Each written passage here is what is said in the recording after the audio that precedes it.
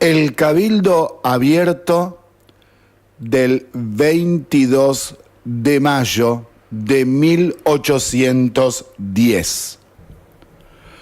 Nuestro actual territorio era parte del Imperio Español. España nombraba a los funcionarios del gobierno y controlaba todo el sistema económico.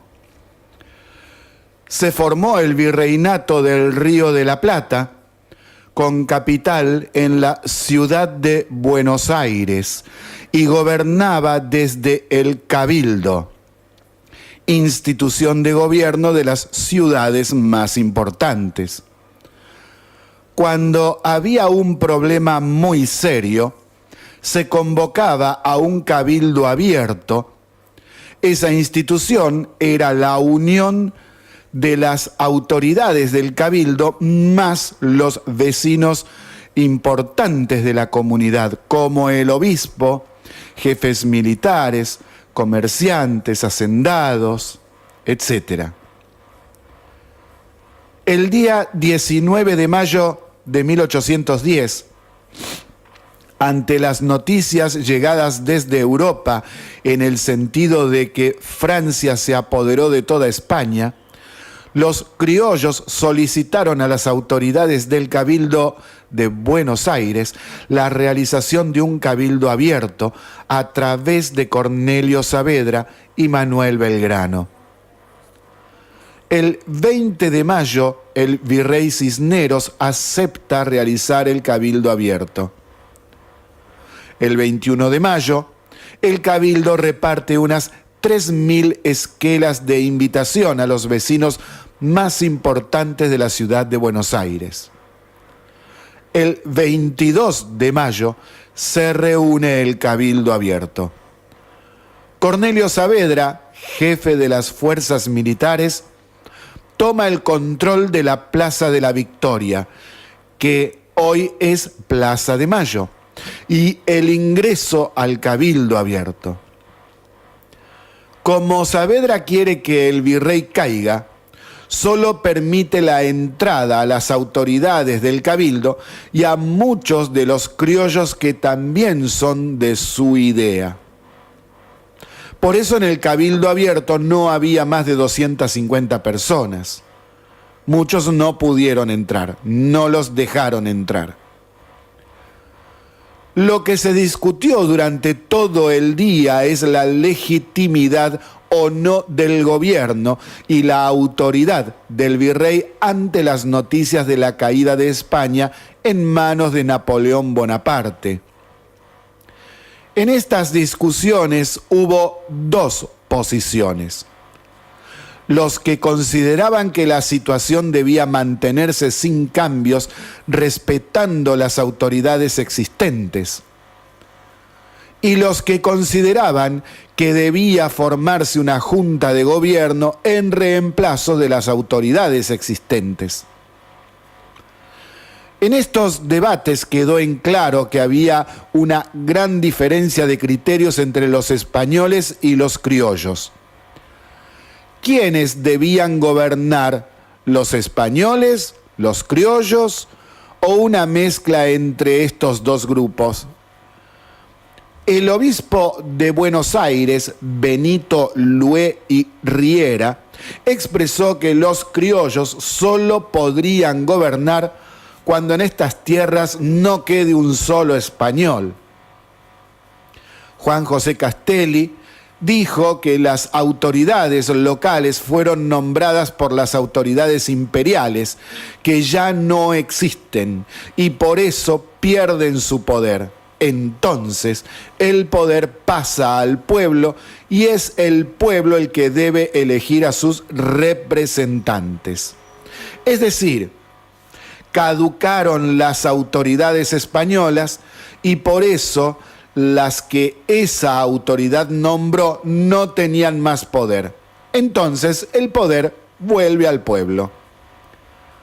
También se discutió que si se iba a nombrar una junta de gobierno, entonces hacían falta representantes del resto del virreinato. A esto, Juan José Paso esgrimió que la urgencia en resolver este tema lo antes posible hace que Buenos Aires, por ser la hermana mayor, debía iniciar el nuevo gobierno y luego consultar con el resto del virreinato pidiendo a sus representantes. Luego de los discursos, cerca de la medianoche, se resolvió por amplia mayoría destituir al virrey y nombrar una junta que reemplace a las autoridades nombradas por España. En este debate se puede ver claramente que en los criollos ya estaba la idea de que el poder es del pueblo y el pueblo debe elegir a sus representantes para que gobiernen. Estas ideas provienen de la independencia de Estados Unidos, sancionada en 1776, y de la Revolución Francesa y sus filósofos como Montesquieu, Rousseau y Voltaire, entre tantos otros. Esta es nuestra historia. De allí venimos, de la idea de establecer una república. Pero los resabios de tener un gobierno totalitario como una monarquía absoluta siguen vigentes en muchas mentes de este país. Acá se trata de algo muy simple. Hay dos ideas encontradas, enfrentadas en nuestro país sobre cómo gobernarnos, sobre cómo debe ser la organización política. Algunos argentinos siguen queriendo un gobierno dirigido por un líder, por un conductor, al que nada se debe cuestionar. Si comete errores, no se los ve. Se le debe justificar todo. Se le debe aceptar todo. Su palabra debe ser obedecida sin ningún tipo de crítica. Por el otro lado, muchos argentinos quieren una república en donde el poder es del pueblo y éste elige por un tiempo delimitado por la Constitución Nacional al que gobernará. Y el que gobierne debe respetar las leyes vigentes, puede ser criticado y cuestionado. Esa es la esencia de la discusión actual en nuestro país. ¿Gobierno dirigido por un líder o gobierno del pueblo? ¿Pueblo que debe obedecer a un líder en forma total y absoluta? ¿O es el pueblo el que delega en elecciones la responsabilidad de administrar la cosa pública en su nombre? Políticos que se creen infalibles e intocables y que pueden hacer lo que quieran, o políticos conscientes de que son representantes del pueblo por un tiempo determinado y que pueden ser criticados y hasta denunciados si no cumplen su labor como corresponde. En términos actuales, el asunto es simple. Argentino, ¿qué quiere usted? ¿Un gobierno con tintes autoritarios y cuasi fascistas o una república? Y parece mentira, pero luego de 208 años, muchos argentinos parece que nada aprendieron. Porque esta polarización, esta grieta entre dos modelos de gobierno todavía sigue discutiéndose. Es realmente surrealista que este 25 de mayo varios actores del peronismo y el kirchnerismo vayan con sus familias al obelisco a cantar el himno porque, dicen, la patria está en peligro. Justamente ellos que adhieren a una forma de gobierno que tiene sus orígenes en la monarquía. Hoy un líder cuasi totalitario. Dicen eso. Disculpen, pero los verdaderos revolucionarios de mayo fueron republicanos y esos crearon la patria y no son los que la ponen en peligro. Al contrario, son las que la salvaron siempre de los intentos autoritarios y fascistoides de los enceguecidos y fanáticos de siempre. Hoy, 208 años después, los adoradores monárquicos siguen vigentes y dicen que los republicanos ponen en peligro la patria.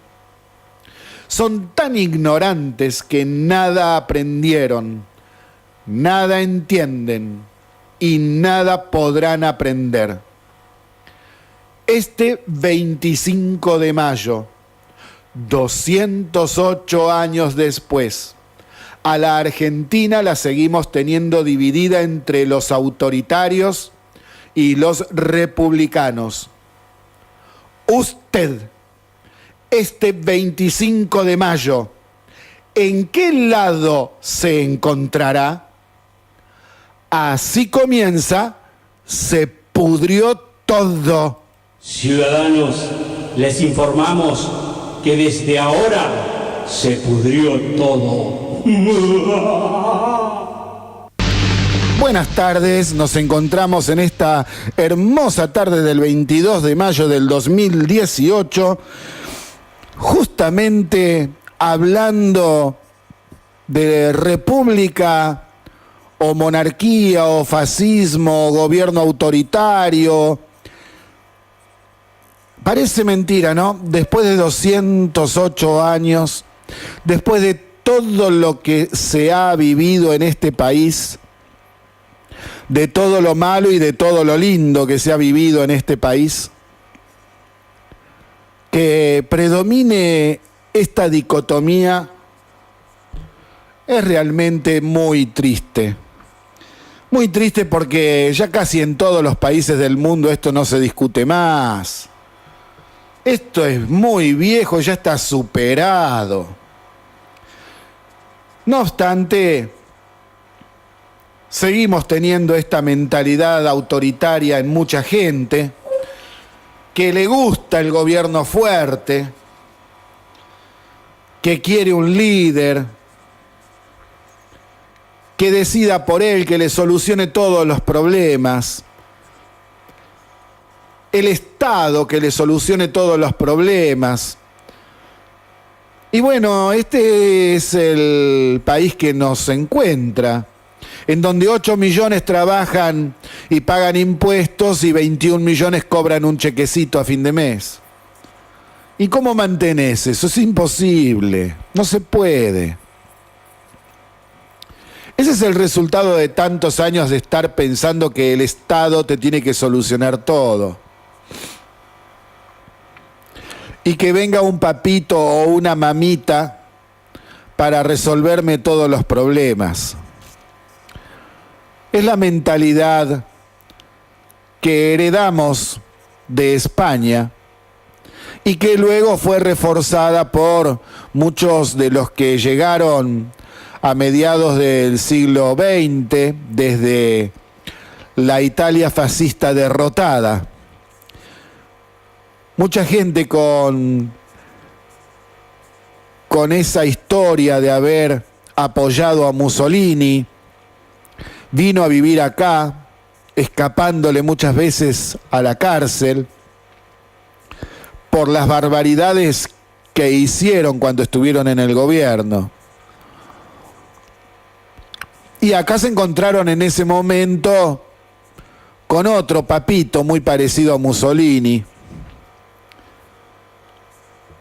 Y bueno, así nos fue. La idea de república se degradó tanto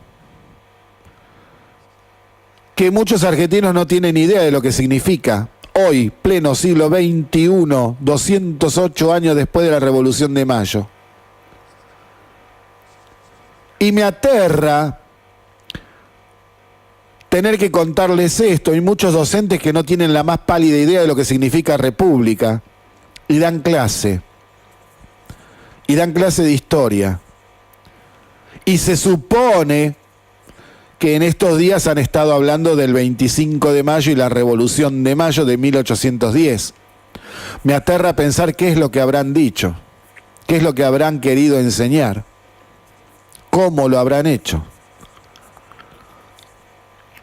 Esperemos que todo vaya para mejor y que lo hayan enseñado bien y que estemos formando a nuestros chicos para una república de verdad.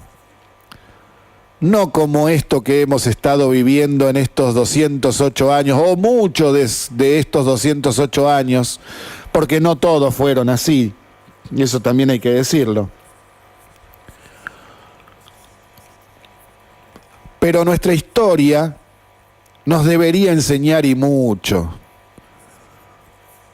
Y más todavía si tenemos en cuenta que hay que estudiar otras historias para hacer comparaciones. Y ayer habíamos empezado al final del programa a contar un poco las diferencias que hubo en el desarrollo de Australia y de Argentina. Hoy Australia es una potencia y nosotros estamos en el puesto casi 60. Entre el 50 y el 60, según como lo mida a nivel internacional. Ahora, ¿por qué? Ellos hoy tienen alrededor de $50.000 de ingreso per cápita al año y nosotros estamos en 18.000. Si hace 80 años nosotros estábamos más arriba que ellos. ¿Qué pasó? Y bueno, la debacle comenzó primeramente dejando la República de lado, con el golpe de Estado de 1930 y los sucesivos otros golpes de Estado que siguieron. 5 golpes de Estado más los intentos de golpe de Estado que no lograron tomar el gobierno. Y aplicar políticas populistas de expansión del gasto, a partir de la llegada de Perón, y que hizo que nuestro ingreso per cápita, de acuerdo al Producto Bruto Interno, fuera en franca decadencia y cayendo año tras año, mientras los australianos lo aumentaban. Y claro, después no nos podemos quejar, porque los argentinos construimos esto y los australianos construyeron aquello. Entonces, si ellos hoy están mucho mejor, es por ellos. Y si hoy nosotros estamos peor, es por nosotros. Ahora, ¿cuándo vamos a cambiar el camino? Este camino no nos lleva por buen camino. No es un buen camino. Hay que cambiarlo. Lo que pasa es que para cambiarlo, los adoradores del fascismo, los herederos de la monarquía española en este caso, ponen en el camino piedras, palos, para evitar que nosotros podamos avanzar, hacen piquetes. Y entonces todo cuesta el doble, el triple. 208 años después nos encuentran prácticamente discutiendo lo mismo. Pero hay una diferencia. Los monárquicos de 1810 no mentían, no eran falsos, no engañaban. Decían lo que pensaban directamente. En cambio, los de hoy, mamita, por favor. Y bueno, así vamos en este país. Un país que palpita a cada momento siempre problemas. Muy pocas veces alguna solución. Y una solución que para llegar a ser solución tuvo que pasar por tantos vericuetos. Alguno por ahí dice, el amor nos va a salvar. Lo que pasa es que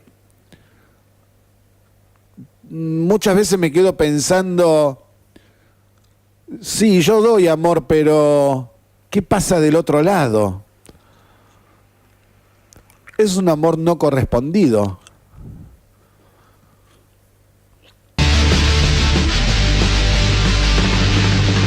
Buenas tardes a todos, estamos en Se Pudrió Todo, con un editorial doble prácticamente. Y bueno, porque la fecha lo amerita. Y lo amerita porque todavía hay gente que no entiende lo que es una república. Es lamentable, pero... Y bueno, es así, ¿qué se le va a hacer? Es lo que tenemos.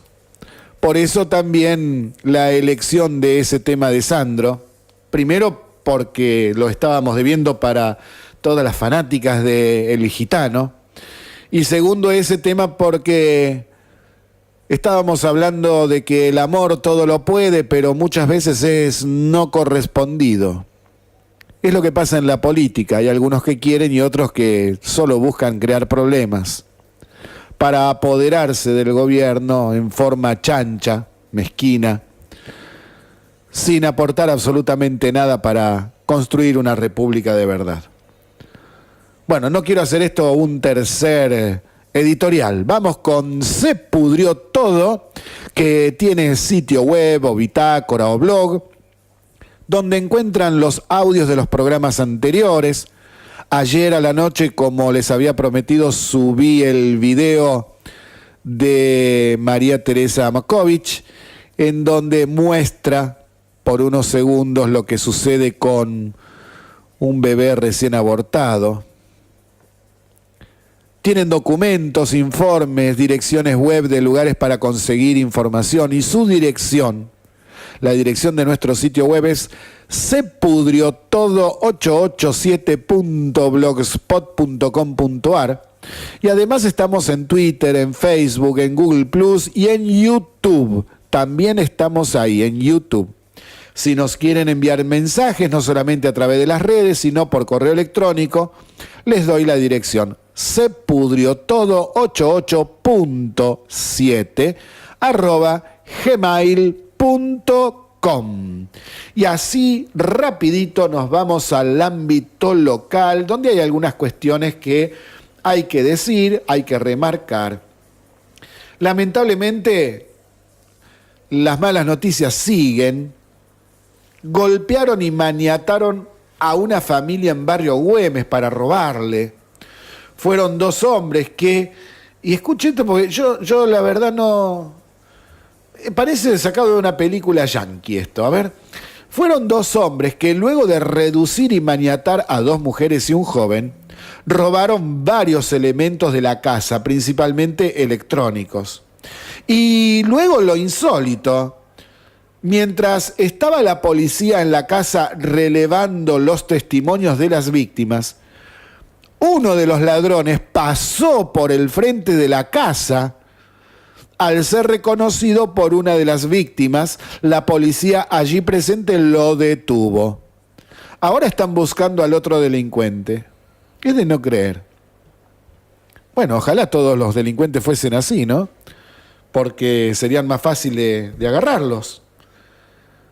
Por otro lado, otra noticia, detuvieron a uno de los prófugos de la causa que investiga la muerte del policía Mauro Maldonado en el barrio Las Mellizas. Se trata de un hombre de 18 años que era buscado por su presunta vinculación con la muerte de Maldonado. La entrega se produjo negociando los últimos días, es decir, se entregó en una palabra, ¿no? Mañana, 23 de mayo, los judiciales bonaerenses realizarán un nuevo paro por 24 horas en reclamo por la paritaria salarial que todavía no fue firmada. Y además hay una reunión muy importante para San Nicolás, que es para activar inversiones en el puerto y en el elevador de granos. El delegado de la terminal portuaria local, Ignacio Matiucci, se reunirá este martes, o ya se reunió hoy, con el flamante titular de la Subsecretaría de Puertos, Industria, Comercio y Minería de Buenos Aires, que se llama Rodrigo Silvosa, a fin de avanzar en los procesos licitatorios abiertos para la adquisición de nuevas grúas y puesta en valor del elevador de granos. La inversión es financiada mediante un crédito que recibe el Estado provincial del Fondo Financiero para el Desarrollo de los Países de la Cuenca del Plata, conocido como FONPLATA, en el marco del programa Mejora de la Competitividad de los Puertos Fluviales de la provincia. La obra ya fue adjudicada y prevé un plazo de 12 años para su puesta en servicio, en total con todas las obras que hay que hacer. Bueno, vamos a ver qué es lo que pasa. Ojalá que se haga bien y que en los pliegos de condiciones se pida calidad antes que precio, porque no se puede andar pidiendo precio por grúas y maquinarias pesadas. Hay que pedir calidad antes que precio. Esto ya lo explicó Gabriel Ruiz en programas anteriores. Es decir, no podemos comprar grúas que sean marca Plin Plin o que duren 5 o 6 años y después empiecen a tener problemas. Maquinaria pesada y de buena calidad es lo que nos hace falta. De buena calidad. Esperemos que estos pliegos de condiciones que se estén haciendo pidan eso como una prioridad antes que el precio. Porque si seguimos comprando barato, bueno, nos van a seguir mandando chatarra. Ya pasando al ámbito provincial, voy a tocar el caso IOMA. Hay novedades acá. Continúa la investigación de la justicia por el fraude de las arcas del Instituto de Obra Médico Asistencial IOMA, que tratamos ya varias veces en este programa. Y el expediente lleva más de 2 años y está en manos del fiscal Álvaro Garganta. Detalla una estafa de proporciones extraordinarias. Asimismo, gran parte de las estafas fueron a través del sistema de internación domiciliaria, simulando, facturando y cobrando un servicio que no se brindaba. Todo bajo la atenta mirada del ex titular del organismo, hoy imputado en la causa, y que es Antonio Lascaleia. El total de la estafa asciende a 656.600.000 pesos, sin contar los intereses, porque esto es una denuncia del 2011-2012. Ya van varios años y parece que vamos a seguir con esto, Bueno, involucra no solamente a Antonio Lascaleia, que es su ex titular, sino también a 2 ex vocales, Luis Ángel Pérez del sindicato UPCN y a Patricia Viviana Nissenbaum, que es de SUTEBA. Y que cuando nosotros lo hemos dicho, mucha gente se ha enojado con nosotros, pero nosotros no somos los culpables, Enójense con Pérez y con Nissenbaum. ¿O es que los sindicalistas se enojan porque damos los nombres de los delincuentes, que son sindicalistas? ¿Cómo es el tema acá? Porque cuando vienen los mensajitos no lo aclaran. ¿Apañan delincuentes o no? Aclaren eso. Bueno, hoy, además, hay paro en la provincia de docentes y mañana el paro será a nivel nacional. Es decir que va a haber docentes que se van a plegar al paro hoy y mañana y va a haber docentes que no se van a plegar al paro ni hoy ni mañana. Es decir, que los docentes que se adhieran al paro dejarán sin clases a los alumnos por 2 días. Y volvemos a llamar la atención a los padres, igual que ayer. Cuidado, padres, porque muchos medios informan muy mal diciendo no hay clases, cuando hay un paro docente. Eso no es verdad, porque muchos docentes van a dar clases. Que haya paro no significa que no hay clase, al contrario. Significa que a pesar del paro hay clases en muchos casos. Recordemos que en los paros del año pasado y en lo que va de 2018, la adhesión a los paros docentes nunca llegó al 40%, fue mucho menor. Sucede que los docentes que no adhieren al paro y van a dar clases, muchas veces se encuentran con pocos alumnos o hasta incluso sin alumnos, ya que son los padres los que no envían a sus hijos a la escuela. Por lo menos, los padres deben informarse sobre si los docentes de sus hijos adhieren o no al paro. Si no adhieren al paro, tienen clases normalmente. El subsecretario de Educación de la provincia informó que se descontarán los días de paro a los docentes que no vayan a dar clases. Esto ya está aclarado desde los últimos paros en donde se les descontó a los docentes que no fueron. Y ahora, dentro del panorama provincial, vamos a ir a Chubut. Detuvieron a exfuncionarios y a empresarios por una causa de corrupción en la obra pública. Entre los arrestados se encuentran el exministro de Economía Das Neves.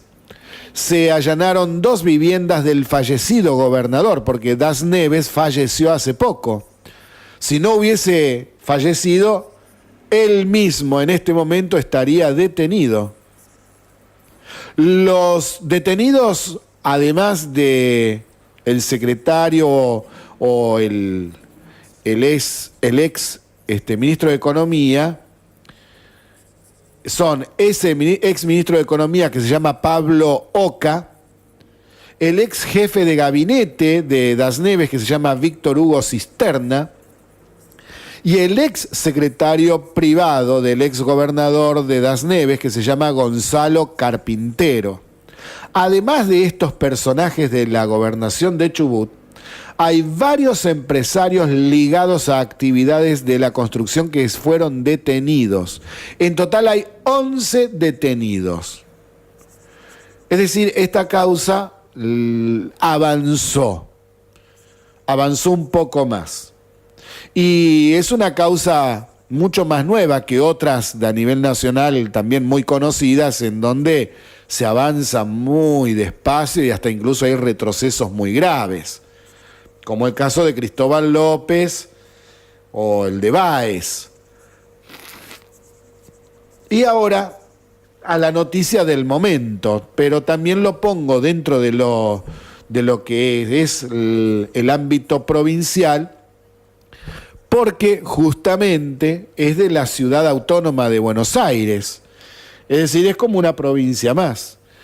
Nos estamos refiriendo al tema de los subtes y metrodelegados, que hay algunas cositas para aclarar. Seguimos en Se Pudrió Todo, desde la ciudad de San Nicolás, provincia de Buenos Aires, República Argentina, para toda la zona de influencia. Y volvemos con el ámbito provincial, estábamos hablando, y les empezaba a contar el tema de los subtes y los metrodelegados. Bueno, acá les voy a dar alguna otra información, además de la que suele publicarse en algunos canales de televisión y radio, si está leyendo el diario, a través de internet. Siempre tratamos de completarlo con algo más, con un plus. Bueno, sucede que el sindicato de metrodelegados tiene la personería jurídica suspendida al perder un juicio que le hiciese la misma Unión de Tranviarios Automotor, o sea, los mismos sindicatos. Con resolución de la Corte Suprema de Justicia, además, está esa suspensión. Igualmente, sus integrantes, los metrodelegados, siguen haciendo paro tras paro todos los días, perjudicando a cientos de miles de usuarios. Hace mucho tiempo que la gente le viene reclamando al gobierno de la ciudad que se terminen los paros y echen a los que no quieren trabajar, que haga cumplir la ley. Y nosotros incluso desde este micrófono lo hemos criticado porque es un gobierno demasiado buenista, diríamos, y que no toma cartas en el asunto y no hace lo que debe hacer, que es hacer cumplir la ley, al que le guste bien y al que no también. No obstante, hoy por la mañana, durante el paro por fuerza sindical programado para esta mañana, el gobierno de la ciudad ordenó a la policía bajar para ver si pueden liberar los trenes ocupados y a los metrodelegados que se tiraron a las vías para hacer correr las formaciones. Sí, porque hasta eso hacen. Así que por fin movilizaron la ley. ¿Vamos a cumplir la ley a partir de ahora o es solamente un acto de campaña? ¿Cómo es el asunto? A ver, Legarreta, por favor. Larreta. Bueno, la policía se metió en las vías y comenzó a retirar a los que estaban impidiendo el desplazamiento de los trenes. Recordemos que esta es la gente que desde hace años busca excusas para no trabajar y parar los servicios. Por ejemplo, hace poco hicieron la opereta de que había asbesto en los trenes recientemente comprados a Europa y se demostró que era falso, era mentira. Y así como esta, un montón hicieron de operetas para evitar trabajar y llamar a paro. Son unos delincuentes estos tipos. Pero los días de paro fueron realizados, inventan, mienten, chantajean. Varios delegados fueron detenidos, entre ellos Néstor Segovia, por agredir a la policía. Porque cuando estaban abajo y estaban discutiendo, Segovia se hizo el malo y empezó a agredir a los policías y a los empujones, y ahí lo cacharon: venga para acá, vamos para arriba, queda usted detenido por resistencia a la autoridad, por ataque a personal policial. Y entonces los demás delegados lanzaron un paro total en todas las líneas, pidiendo la libertad no solamente de Segovia, sino de otros 14 delegados sindicales.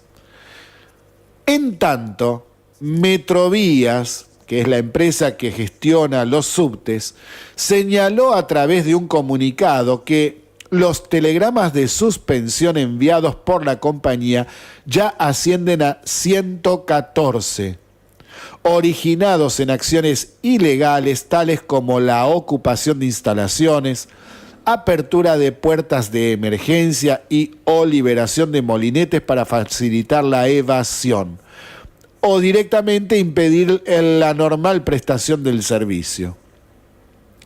El vicejefe de gobierno, Diego Santilli, había manifestado que no se entiende por qué lo hacen y daña a la gente, al tiempo que había advertido lo siguiente: le vamos a iniciar sumarios y a descontar los días de paro. Bueno, pero esto hace años que se está pidiendo, recién ahora. Bueno, mejor tarde que nunca, ¿no? Y hay algo que es necesario dejar bien en claro: los metrodelegados no tienen personería sindical y por eso no pueden entorpecer el normal funcionamiento del servicio y mucho menos llamar a un paro.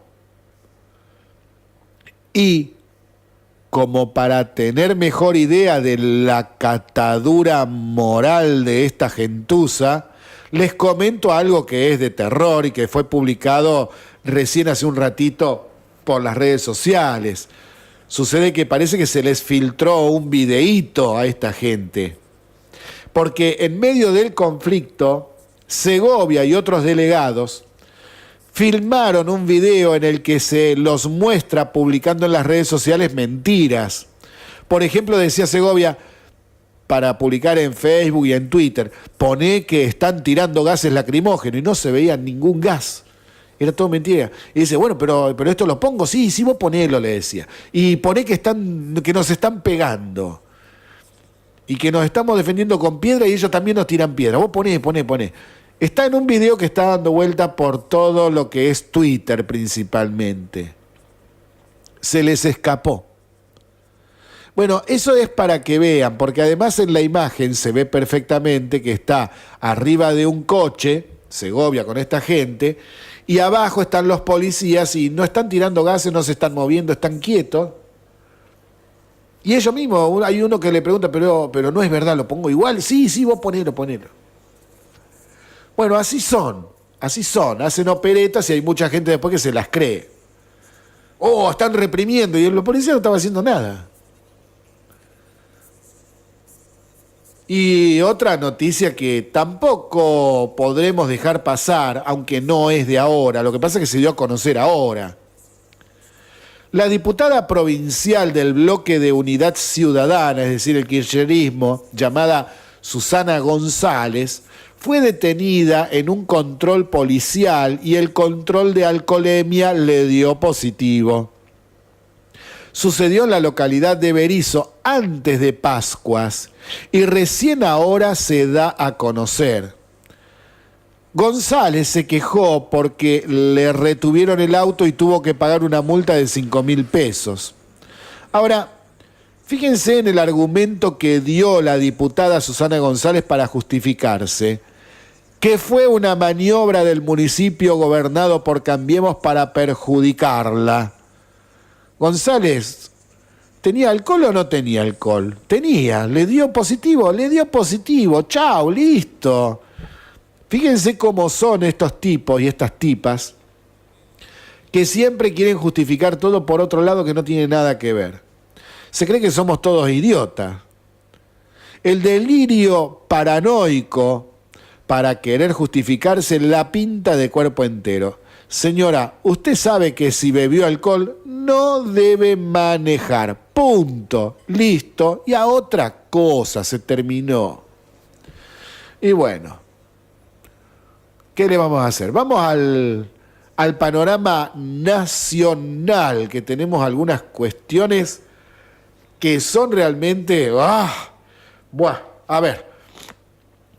Procesan a Ricardo Echegaray, el de la AFIP kirchnerista, de Cristina Fernández, por beneficiar a prestadoras de cable con una quita de arancel que fue ilegal.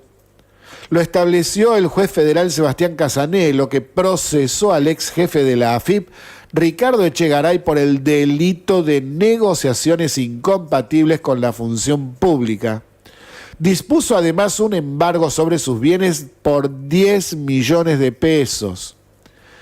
De acuerdo con el juez, Echegaray fue el responsable de una resolución general de la AFIP que favoreció con una posición arancelaria que no correspondía unos decodificadores de televisión en un trámite promovido por la firma Telecentro Sociedad Anónima. Por esta maniobra fueron detectadas unas 20 operaciones de ingreso de mercadería por un valor superior al $1.000.000. También fueron procesados María Xiomara Ayerán, que es la exdirectora general de la Dirección General de Aduanas. Es decir, el de la AFIP estaba arreglado con la Dirección General de Aduanas. Y también fue procesado Pedro Gustavo Roveda, que es el subdirector o el ex subdirector general técnico legal aduanero de la Dirección General de Aduanas. Vaya. Los muchachos estuvieron ocupadísimos. Y por otra noticia también del ámbito judicial, la justicia federal dispuso este lunes, el día de ayer, que las empresas distribuidoras de gas no podrán cortar el suministro por falta de pago, tal como se venía solicitando desde la Asociación de Consumidores Argentinos. Porque hay mucha gente, dicen ellos, que por el aumento de las tarifas no las pueden pagar, mucha gente, y además las calificaron de inconstitucionales por la falta de audiencias públicas. Bueno, esto último no es verdad porque la audiencia pública sí se hizo el año pasado. Pero bueno, para inventar hay de todo, ¿no? La medida dispuesta por el juez de Dolores, Alejo Ramos Padilla, resalta además la necesidad del Estado de garantizar el acceso al suministro de gas como un derecho de usuarios y consumidores, sobre todo en función de las bajas temperaturas durante el invierno. Bueno, todavía no llegó el invierno. A ver, acá lógicamente que hay una cuestión que hay que atender, y es si la gente tiene problemas para poder pagar las tarifas, o como comentábamos de la noticia de Prensa Libre acá de San Nicolás, que había problemas para conseguir la garrafa social. Bueno, eso sí, tenemos un problema ahí que hay que solucionar, y el tema del cortar el gas a la gente que no lo puede pagar es una cosa, pero la gente que lo puede pagar, ¿cómo haces? Ojo. Bueno, ahora están suspendidos todos los cortes por una orden judicial. Lógicamente que ¿qué es lo que va a pasar? Y lo que va a pasar es que esto se va a apelar y bueno, hace falta una instancia superior. Así que al argentino que se quiere hacer el vivo diciendo que el juez dijo que no se puede cortar, no es así del todo, porque vio cómo son las cosas acá. Uno apela, después viene otro juez, que la Cámara, que esto y que el otro. Y si no se enteró que, por ejemplo, la Cámara falló a favor de la apelación, entonces se va a volver a la política de cortar. Entonces no se jueguen con eso, porque no va a pasar eso. Desde ya se lo decimos, porque siempre pasa lo mismo. Viene un juez, dice una cosa, después viene otro. Y siempre termina ganando el gobierno de turno, no importa cuál sea. Bueno, a ver. Otra noticia. Los países del G20, que siguen reunidos en Buenos Aires y que van rotando las distintas comisiones, ahora estaban reunidos en estos últimos días los cancilleres, es decir, los ministros de Relaciones Exteriores de estos gobiernos del G20. ¿Qué pasó? Bueno, respaldaron todos la negociación de la Argentina con el FMI. Tras el cierre de la reunión de ministros de Relaciones Exteriores del grupo, el canciller Fury destacó el apoyo de la comunidad internacional al pedido de negociación con el organismo y al rumbo económico del gobierno. Y esto es muy importante porque estos países del G20 tienen a sus delegados también en la comisión directiva del FMI, que esa comisión directiva debe aprobar el acuerdo con nuestro país. ¿Se entiende? Son los mismos. Entonces, si los cancilleres del G20 dijeron que sí, lo mismo van a decir en la comisión directiva del FMI. Eso es lógico y es así que sea, y va a suceder eso. Ya más adelante vamos a seguir explicando este tema. Seguimos en Se Pudrió Todo, transmitiendo por Radio City en su frecuencia de 88.7 MHz desde la ciudad de San Nicolás, provincia de Buenos Aires, República Argentina. Seguimos con el panorama nacional. Desde hoy a la mañana, los senadores nacionales debatieron en comisión el proyecto sobre tarifas de la oposición, aprobado en diputados la semana pasada. Lo votado, recordemos, plantea lo siguiente. 1. Retrotraer el precio de las tarifas por servicios de gas, electricidad y agua al mes de noviembre de 2017. Y 2. El aumento de las tarifas se podrá dar solamente con el aumento de los salarios. Esa propuesta no solo es imposible de cumplir en la práctica, sino que de implementarse, vamos a suponer que le encuentran la manera y lo implementan, le costaría al Estado Nacional, en lo que va de este año 2018 más el 2019, 240.000 millones de pesos.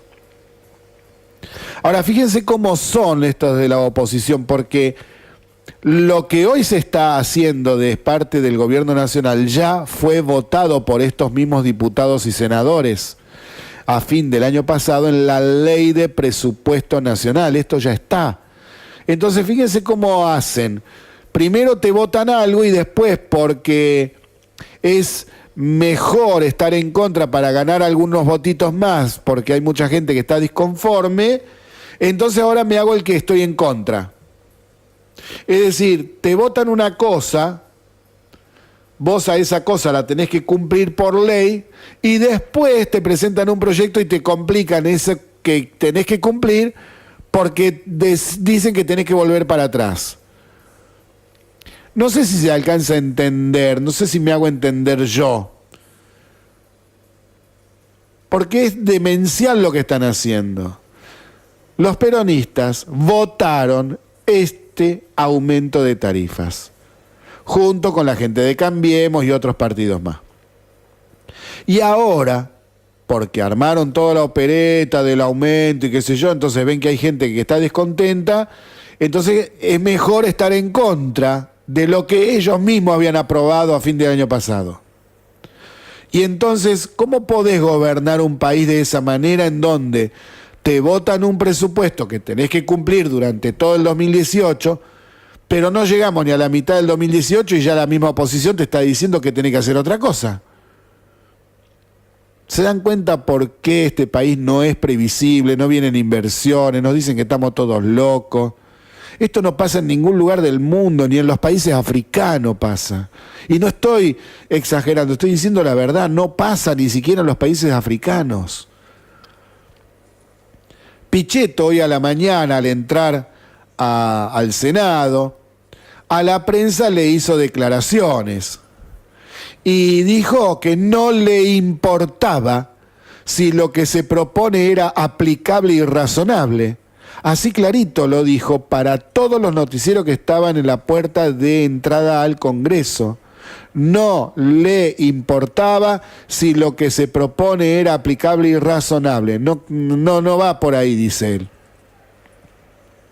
Además, Pichetto dijo que este proyecto de ley es más que nada un llamado de atención al gobierno sobre que la oposición no está de acuerdo con la política de recomposición de tarifas. Ajá, ¿y entonces por qué la votaron? Al comprobarse el dictamen por comisión, este proyecto será tratado en la Cámara de Senadores la semana que viene. Entonces, Pichetto y opositores, a ver, punto 1, queda claro que saben perfectamente que lo que están votando es demencial y no se puede aplicar. 2, están perdiendo el tiempo tratando algo que es imposible de implementar en vez de tratar temas importantes para resolver los problemas del país. Por ejemplo, la Cámara de Senadores tiene parado hace más de un año el proyecto de extinción de dominio para los delincuentes y que ya está aprobado por diputados. Y ni hablar de los pedidos de desafuero para el sultán de Anillaco y Cristina Fernández, entre tantos otros temas. Es decir, en vez de tratar los temas importantes, se la pasan paveando con esto. ¿Por qué? Porque pueden garronear algún voto más para el 2019. Y 3, Es evidente que solo lo hacen para poner palos en la rueda y hacer demagogia barata con el fin de desestabilizar lo más que puedan al gobierno y ganar votos para la elección del 2019. Por otro lado, Schiaretti, gobernador de Córdoba, y Urtubey, gobernador de Salta, proponen bajar el IVA a las tarifas a la mitad, es decir, 10,5%. Esto le costaría al Estado más de 80.000 millones de pesos solamente de este año. Imagínense si le sumamos el año que viene. 80.000 millones de pesos. Y ayer comentábamos que el domingo volvió el programa PPT de Jorge Lanata, que había acusado a Mario Quintana, vicejefe de gabinete, de seguir teniendo el control de la empresa Pharmacity y que eso conllevaba un conflicto de intereses. Hoy Mario Quintana estuvo en el programa de Lanata en Radio Mitre. Dijo que él no miente y que desde que asumió el cargo dejó la empresa y que tiene menos del 3% de las acciones y que están en proceso de venta. Además, afirmó que no fue a ninguna reunión de la dirección de empresaria y que no tiene nada que ver con las decisiones que toma la empresa.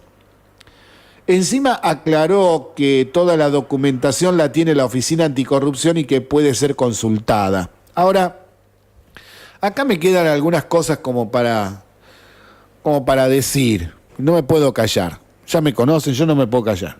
A ver, si Quintana fue el programa de Lanata, me queda la duda si lo que dijo Lanata, que en realidad no dijo nada nuevo en el programa del domingo, no fue justamente para preparar el tener más rating y prepararlo a Quintana para que haga la defensa del tema de Pharmacity, que hace ya varios meses que viene dando vuelta a este tema.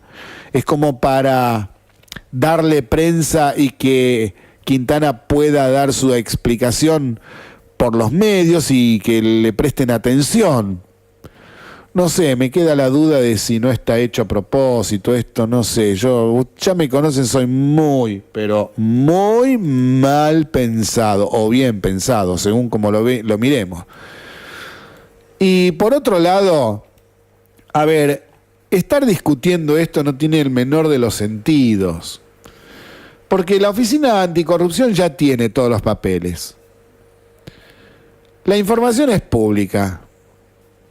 Cualquiera de la oposición puede tomar los datos, pedirlos, solicitarlos, porque es un funcionario público, está la declaración jurada.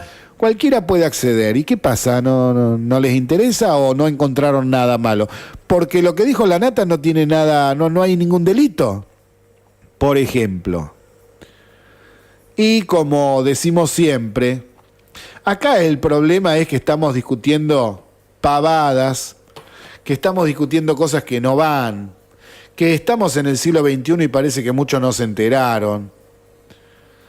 Porque si Quintana realmente fuese el dueño de Pharmacity y no tuviese el 3%, tiene el 51% de las acciones, sí, soy yo, ¿y qué? Y bueno, ¿y cuál es el problema? Es decir, cualquiera que tenga acciones en una empresa no puede ser funcionario público, entonces. Entonces, ¿qué tendríamos que decir de Cristina Fernández, que tenía tantos hoteles? De ella no podemos hablar, entonces. Y que le decía a las empresas del Estado como Aerolíneas Argentinas que le compren miles de habitaciones que nunca se ocuparon a los hoteles de ella. Eso no es importante. A ver, acá hay un montón de cosas que hay que cambiar, que hay que rever. Porque esto no puede seguir así, con operetas y cosas así.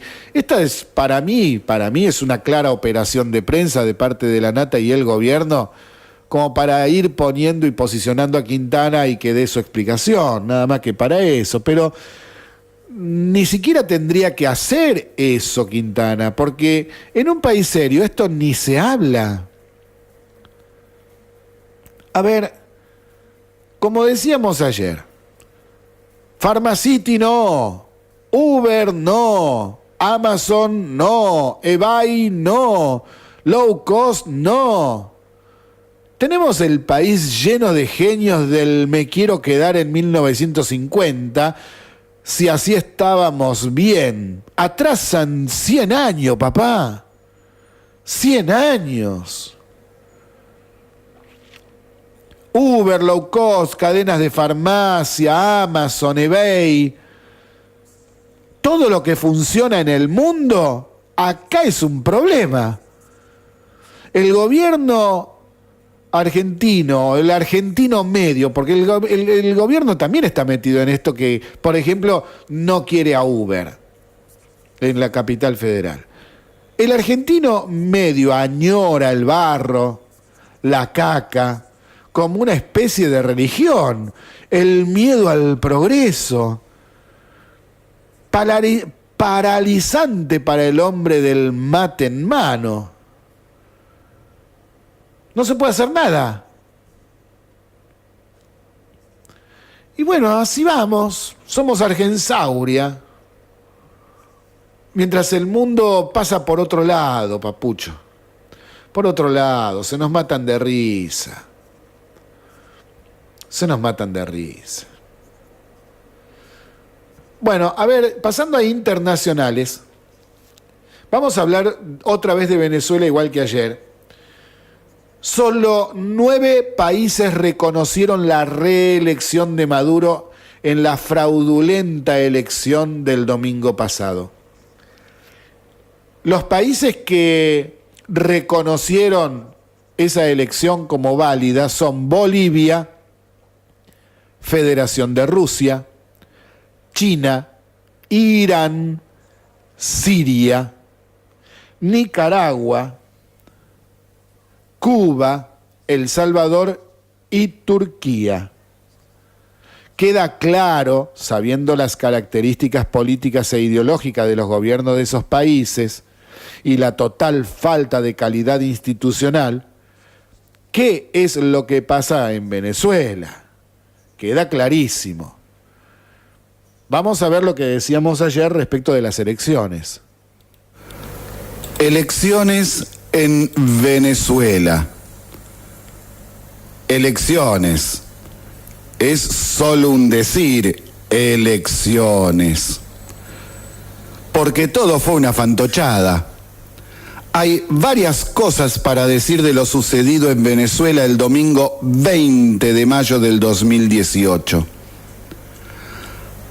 Algo solo publicado en las redes sociales, en las escalinatas de la Facultad de Derecho de la Ciudad Autónoma de Buenos Aires, se realizó un acto en repudio a las mal llamadas elecciones de Venezuela.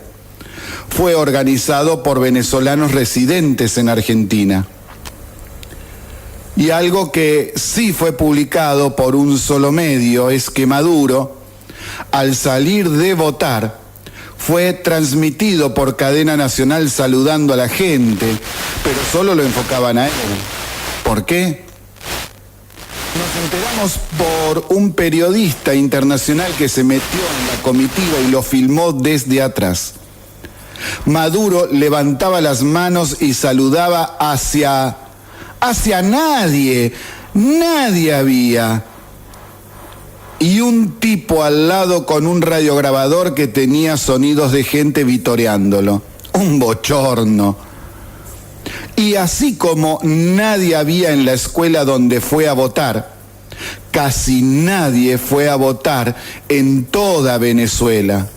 Hasta Zapatero, expresidente de España, aliado, amigo, que lo apoya a Maduro y que estuvo en Venezuela, dijo que la asistencia a votar fue muy, pero muy baja.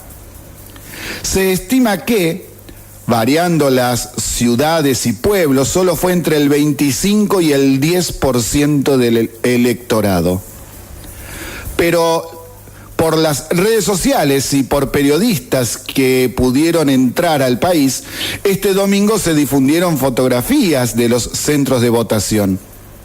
Vacíos o semivacíos, sin colas, todas las calles y avenidas desiertas.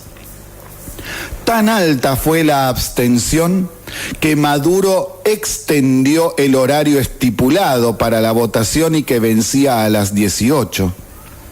Hubo mesas abiertas hasta las 23 horas.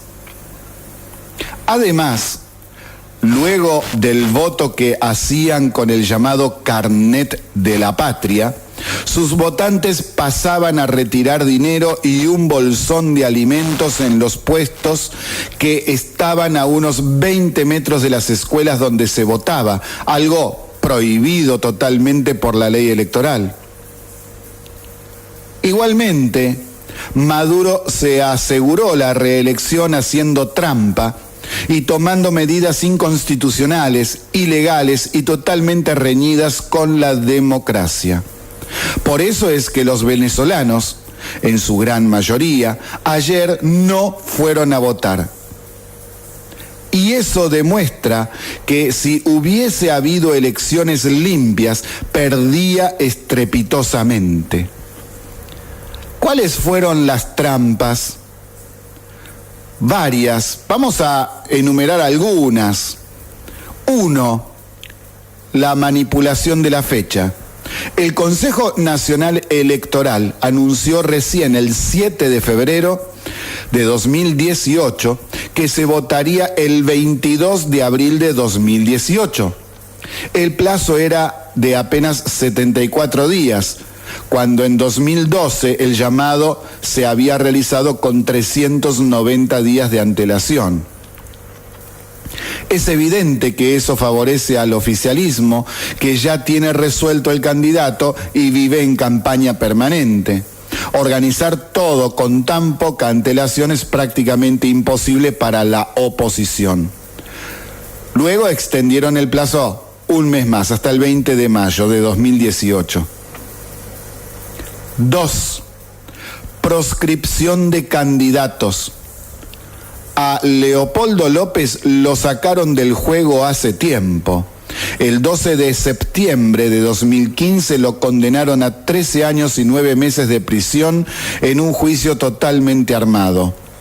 A Enrique Capriles, la Contraloría General, manejada por el Poder Ejecutivo, lo inhabilitó para ejercer cargos públicos durante 15 años por, entre comillas, irregularidades administrativas durante su gestión como gobernador del estado de Miranda. 3. Proscripción de partidos políticos opositores.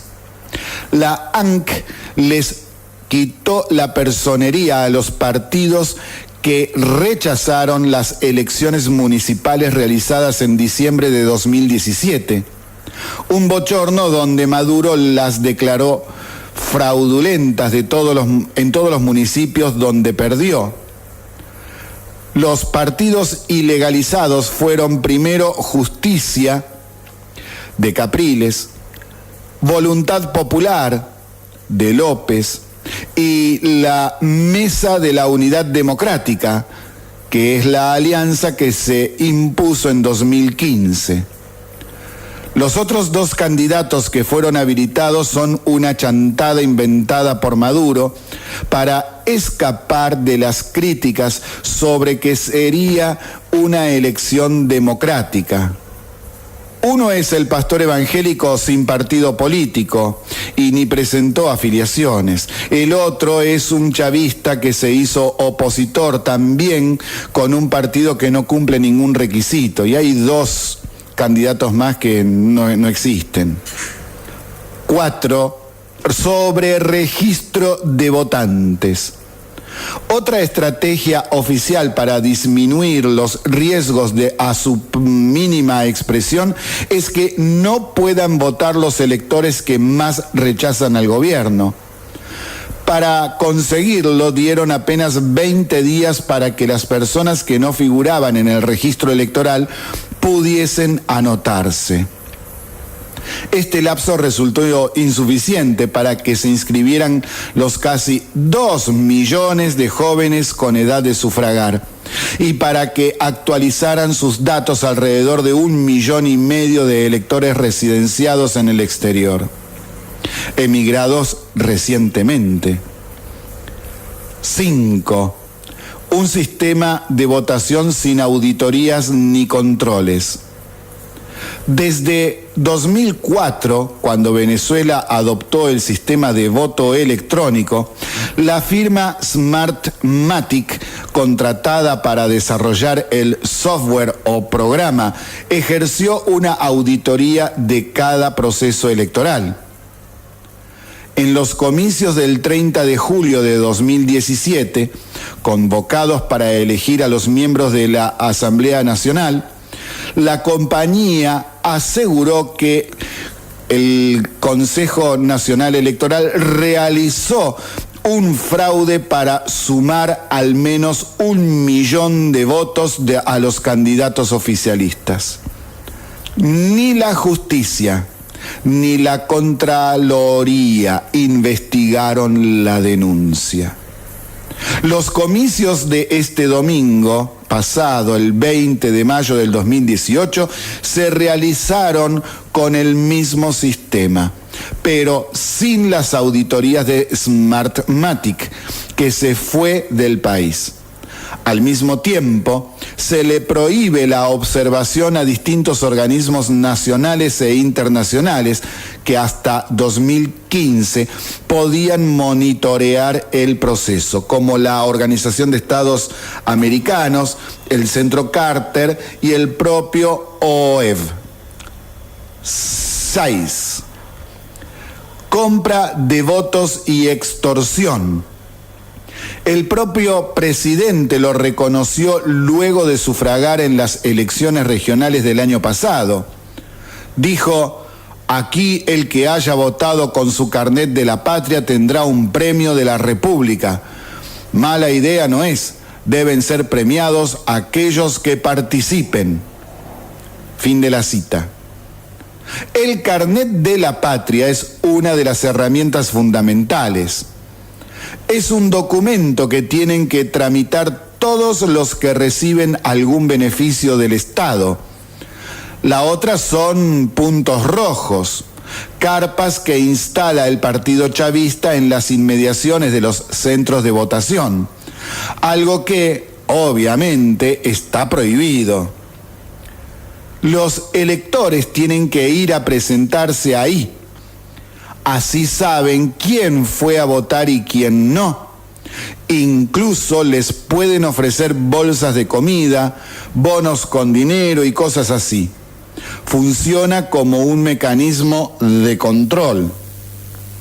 El Consejo Nacional Electoral dio resultados de las elecciones en Venezuela. Dijo que la participación fue del 46%. Una mentira descarada.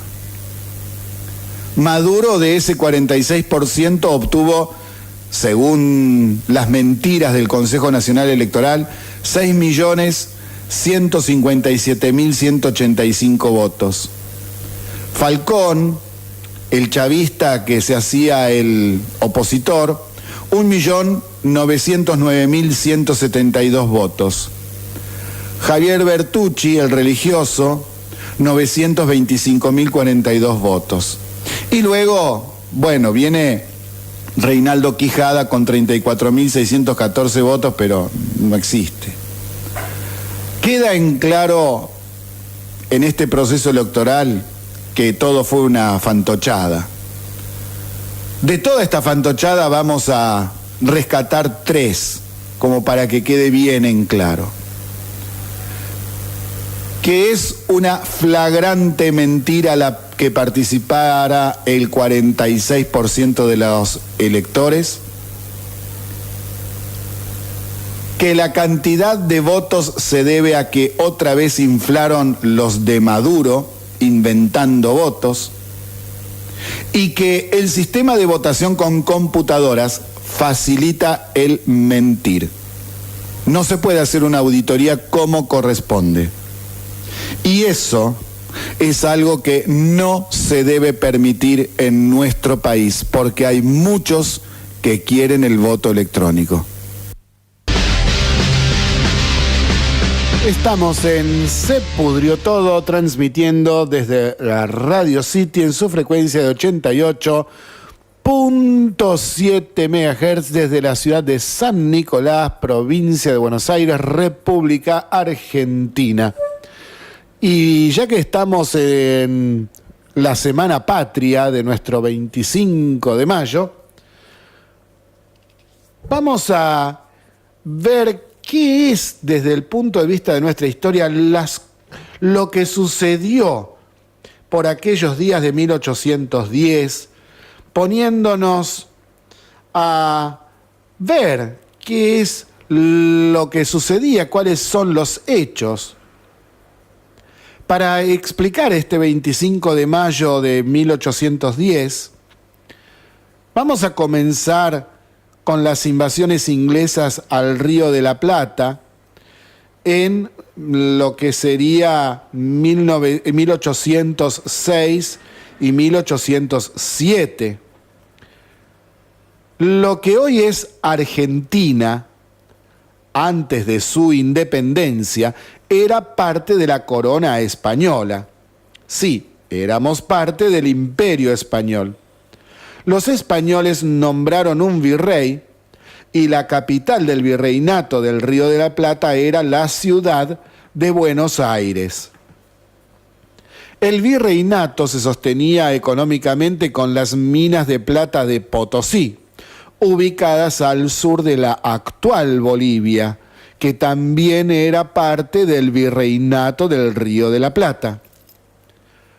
Toda la pampa húmeda, toda, en sí no tenía valor para la economía de los españoles. Lo que había allí, ganado y también ganado, no les interesaba más que para conseguir comida a los españoles que vivían acá, nada más. Desde el inicio de la Revolución Industrial, alrededor del 1750 en adelante, Inglaterra hizo girar toda su economía exterior en la búsqueda de nuevos mercados para ubicar su producción y conseguir materias primas baratas. Es que con las industrias se va a producir mucha más cantidad de bienes y para poderlos producir necesitan mucha más cantidad de materias primas. Entonces, ¿de dónde sacar materias primas en más cantidad? ¿Y dónde encontrar mercados para que compren tanta cantidad de producción que van teniendo las industrias? Al perder sus colonias en América del Norte, cuando se independiza Estados Unidos en 1776, más el bloqueo continental en Europa que le impuso Napoleón a partir de los inicios del siglo XIX, Inglaterra salió a buscar nuevos mercados. En forma urgente los necesitaba. Entonces se lanza a una agresiva política de penetración, algunas veces empleando intrigas diplomáticas, otras actuando directamente, como las invasiones de 1806 y 1807 al Río de la Plata. ¿Qué querían acá? Y básicamente las materias primas de la pampa húmeda, que para sus industrias sí eran importantes. Para España no, pero para Inglaterra sí. ¿Y qué había acá? Cuero, lana, cebo y el tasajo, que era carne con sal secada al sol y por lo general se utilizaba como alimento barato para darle a los esclavos. Los ingleses se largan a conseguir nuevas colonias. En 1805 entran en Sudáfrica y se la apropian por la fuerza robándosela a los holandeses. Desde allí sale una expedición hacia el virreinato del Río de la Plata y se produce la llamada primera invasión inglesa, que ocurre en 1806. Al producirse la primera invasión en 1806, los ingleses lograron apoderarse de la ciudad de Buenos Aires y el virrey Sobremonte huyó a Córdoba, una actitud muy repudiada por mucha gente de aquella época, pero que en realidad era lo que tenía que hacer para salvar su puesto, no a él mismo, sino el puesto del virrey, que no caiga prisionero. Los ingleses comenzaron a gobernar la ciudad de Buenos Aires y tomaron varias medidas. Las más importantes fueron 3: respetar la propiedad privada de los habitantes locales, libertad de cultos, libertad de comercio. Muchos comerciantes del puerto vieron mejorar sus ganancias al entrar libremente gran cantidad de mercadería inglesa para el consumo. Los hacendados también mejoraron su situación, ya que explotaban grandes cantidades de materias primas para las industrias inglesas, como el cuero y la lana. Estos dos grupos sociales se beneficiaron con la política liberal y, por primera vez, se va a abrir el debate entre proteccionismo o libre cambio por estas tierras. Un mes y medio más tarde, los criollos, al mando de Juan Martín de Pueyrredón y Santiago de Liniers, vencieron a los ingleses y los expulsaron de la ciudad de Buenos Aires. El pueblo comienza a darse cuenta de su poder al vencer a una de las principales potencias mundiales, esta vez comandadas por el brigadier Beresford. El 14 de agosto de 1806 se formó un cabildo abierto. Allí se dispuso organizar milicias para asegurar la defensa ante otra posible invasión y se le otorgó el mando militar a Liniers, sin consultar al virrey previamente. Sobremonte decidió radicarse en la ciudad de Montevideo para organizar su defensa. Y sí, llegó la segunda invasión, al año siguiente, en 1807. Es decir, unos meses más tarde de la primera invasión, ya entrados en el año 1807, los ingleses inician una segunda invasión al mando del general Whitelock. Primeramente, tomaron Montevideo venciendo a las tropas de Sobremonte. El Cabildo de Buenos Aires destituyó al virrey de su cargo por ineptitud y fue trasladado allí en calidad de prisionero. Esta actitud fue el primer paso hacia la idea de que el pueblo tiene el poder y puede expresar su disconformidad con los gobernantes enviados por el rey.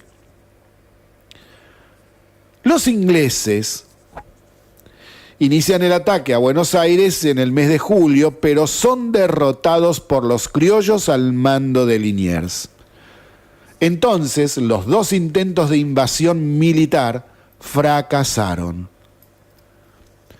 Ahora, ¿qué consecuencias tuvieron estas invasiones inglesas en el ambiente revolucionario? Les voy a dar 8 puntos. El primero, se inicia la concientización del pueblo de su poder al realizar el Cabildo Abierto del 14 de agosto de 1806 y el haber decidido reemplazar al virrey Sobremonte con Liniers. De esta manera, da comienzo la crisis del sistema político español.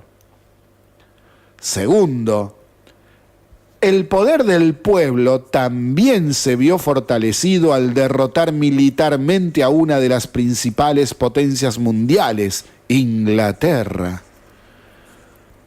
Tercero, luego de su derrota, Inglaterra busca acercarse a los intelectuales criollos de la ciudad de Buenos Aires, ofreciendo su apoyo a una eventual independencia con el fin de lograr la libertad de comercio. Es decir, ellos ayudarían a desprendernos de los españoles y el nuevo gobierno criollo les retribuiría con el libre comercio.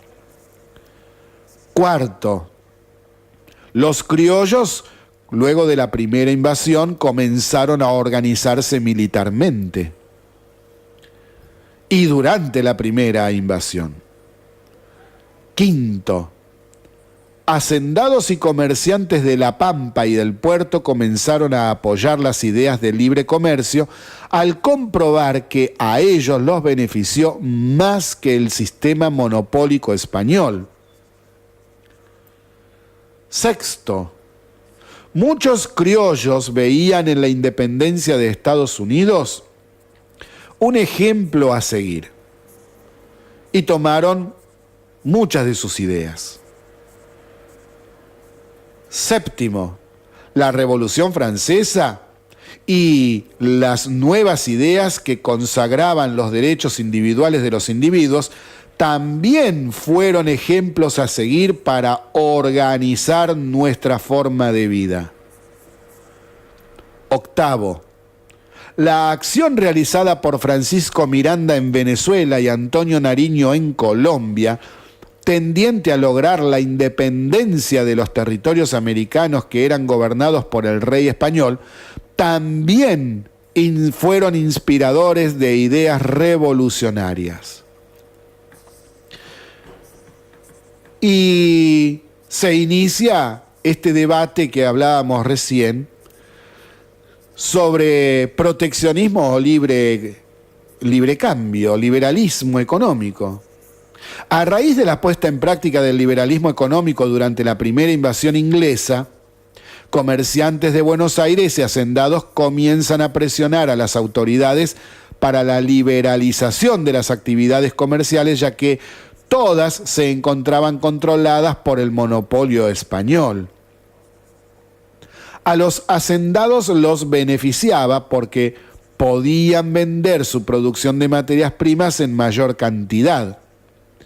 A los comerciantes del puerto porque así tenían mayor cantidad de productos importados para ofrecer a sus clientes. Y a la gente porque lograba tener más trabajo y mejores salarios. El problema estaba en que si se dejaba entrar a productos de las industrias inglesas a precios más bajos que los locales, entonces las industrias regionales del interior se perjudicarían al vender menos y comenzar su posible cierre y mayor desocupación. Por ejemplo, en Santiago del Estero había un polo productivo de vestimentas que era muy importante, pero como se hacían a mano, su costo era muy alto y encima el transporte encarecía más aún toda la mercadería. Una carreta con mercadería desde Santiago del Estero hasta Buenos Aires tardaba 3 veces más de tiempo que un barco que venía desde Gran Bretaña. Mientras tanto, en España, Napoleón Bonaparte, que era emperador de Francia, en el año 1808 comienza la invasión hacia España y Portugal. Toma prisioneros a su rey Carlos IV y a su hijo Fernando. Los españoles ofrecen una gran resistencia en donde se destaca el criollo José de San Martín, con sus dotes de militar, ya que era oficial del ejército español por aquellos días. Mientras los franceses avanzaban y tomaban cada vez más territorios españoles, los españoles se reorganizan con un gobierno de tinte más liberal y envían a las colonias de América una resolución en febrero de 1810 en la que les dice a los americanos lo siguiente: que eran libres, que eran parte del mundo español, que deben nombrar a sus propios representantes ante el Congreso que se reunirá en Cádiz con el fin de organizar la resistencia, y que las autoridades que tenían acá en América habían sido nombradas por el rey Carlos IV, bueno, ahora caducaban, no tenían vigencia. Por eso tenían que nombrar ellos a sus nuevos representantes. Esa comunicación llegó a Buenos Aires en un barco británico el 13 de mayo de 1810, pero fue ocultada por el virrey Cisneros. Claro, no le convenía. Los criollos de Buenos Aires quisieron saber del documento o, al parecer, ya sabían de su contenido, pero no tenían acceso al mismo. Por ello es que piden audiencia al virrey y éste se las niega. Por eso es que exigen la realización de un cabildo abierto. El cabildo abierto es una forma de reunión para casos de extrema gravedad, y a las autoridades normales del cabildo se les suman los vecinos, que son hombres de buena posición social, jefes militares, el obispo, comerciantes, dueños de hacienda, etc. Y para mañana nos queda ver qué pasó en la Revolución de Mayo. Mañana, porque ya hoy no tenemos tiempo, se nos fue el tiempo, estamos ya cercanos a las 19 horas. Y como un homenaje a lo que nosotros podemos llamar como la gran revolución, el inicio de nuestro camino de la independencia, porque, aclaremos, no es la independencia, la de independencia se declara 6 años después, en 1816, en Tucumán, es el 9 de julio. Acá nosotros lo que tenemos es el inicio. Lo que explicamos hoy es el inicio de lo que es el camino hacia nuestra independencia, nuestra libertad. Y tenemos que explicar también qué significa esto. Porque ser independiente significa que a partir de una determinada época, nosotros comenzamos a regir nuestros propios destinos, a construir nuestra propia historia, con sus aciertos y sus errores. Es decir, cuando uno es independiente no tiene autoridades políticas que gobiernen desde el exterior. Las decisiones las toman los representantes del pueblo. El tema es cómo vamos a nombrar representantes. Si vamos a dejar a dictadores o vamos a ser conscientes y a respetar el verdadero poder que es el del pueblo. Tengamos en cuenta que estamos hablando de 1810 y la Constitución recién es de 1853. 43 años después. Esto nos tiene que mostrar que empezamos mal. Hicimos cosas mal desde el inicio. Luego a los tumbos, a los tropezones, en determinadas épocas, hicimos cosas bien, cosas mal, y llegamos al siglo XXI también con grandes problemas, con cuestiones que en el planeta no son más un problema como la inflación, y nosotros la seguimos teniendo. Y seguimos teniendo gobiernos que no entienden o no quieren entender cómo es que se termina con la inflación. Ni siquiera le preguntan a los uruguayos, que los tenemos acá al lado, son hermanos nuestros. Hay muchas cabezotas en nuestro gobierno y en la oposición, que fueron también gobierno anteriormente, y digo cabezotas porque no quieren entender que hay cosas que no se pueden seguir haciendo ni tolerando y hay que cambiar en serio. Más allá de discursos de campaña, más allá de que uno sea de un partido, sea adherente del otro, que le guste más uno u otro, mientras los argentinos no aprendamos estas lecciones, que hasta en África las tribus de la selva ya aprendieron, y nosotros vamos a seguir a los tumbos. Vamos a seguir siendo Argensauria. Así que pensemos de acá al 25 de mayo, si realmente queremos seguir siendo Argensauria, con un papito, una mamita que nos cuide, con un Estado sobreprotector que haga todo, o aprendamos realmente cómo son las cosas y empecemos a construir una verdadera república. Muchas gracias por acompañarnos. Nos vamos hasta mañana a las 17 horas.